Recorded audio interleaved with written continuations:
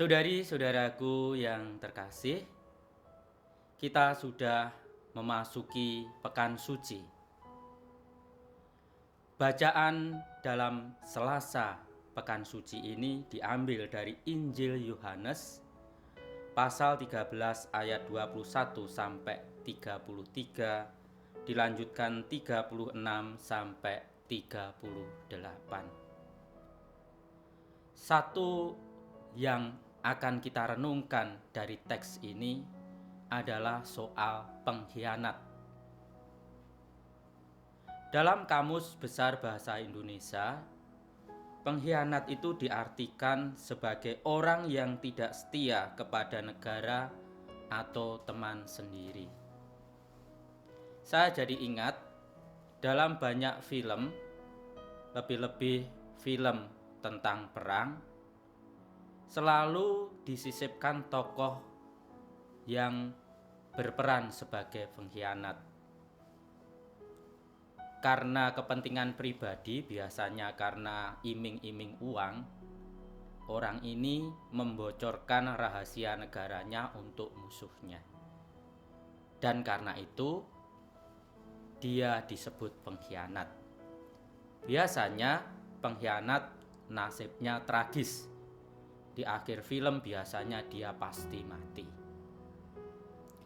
Dalam kisah Injil hari ini, kita juga menemukan seorang pengkhianat dalam diri Yudas Iskariot. Ketika berhadapan dengan seorang pengkhianat di mana Yesus tahu persis siapa yang akan mengkhianati dirinya, Yesus tidak reaktif, dia bersikap tenang. Dia bahkan mengatakan, "Aku berkata kepadamu, sesungguhnya seorang di antara kamu akan menyerahkan aku." Dia tahu persis ada di antara rasulnya yang menjadi pengkhianat. Tetapi dia tidak meminta murid-murid yang lain untuk menghakimi si pengkhianat. Bahkan dia mengatakan demikian kepada Yudas Iskariot, "Apa yang hendak kau perbuat, perbuatlah dengan segera."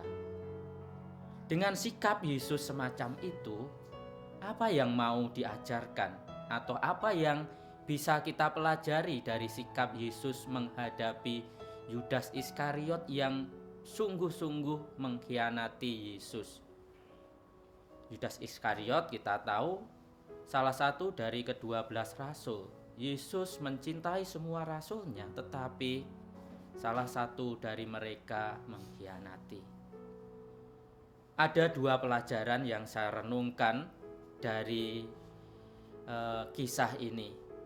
Yang pertama, kita harus sadar bahwa di dunia kita dalam berbagai zaman selalu ada pengkhianat. Kalau kita menyadari hal itu, tidak perlu kita kemudian takut. Karena saking takutnya kita melihat orang-orang di sekitar kita semua pengkhianat. Tidak perlu seperti itu. Yesus mengajari kita bagaimana kita bersikap tenang. Tidak perlu mencurigai, tidak perlu reaktif. Kalau ada orang yang mengkhianati kita, ya sejauh mungkin ya kita bisa hindari. Tetapi kalau tidak bisa, bagaimana kita bersikap dengan tenang? Pelajaran yang kedua, bagi kita sendiri, kita diajak untuk tidak menjadi pengkhianat tentunya. Jangan kita mengulangi sikap yang dilakukan oleh Yudas Iskariot. Kita ini sudah dicintai Yesus, kita sudah diberi banyak anugerah oleh Yesus, maka jangan sampai kita mengkhianati Yesus. Saudari-saudaraku yang terkasih, mari kita menghidupi pekan suci ini dengan menyiapkan diri dengan sebaik-baiknya untuk menyongsong perayaan agung sengsara, wafat, dan kebangkitan Yesus.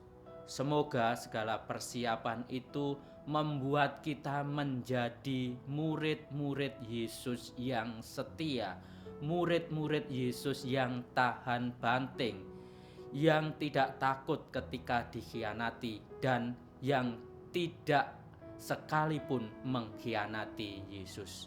Mari kita saling meneguhkan dan saling mendoakan agar kita menjadi murid-murid Yesus yang sejati. Tuhan memberkati kita sekalian.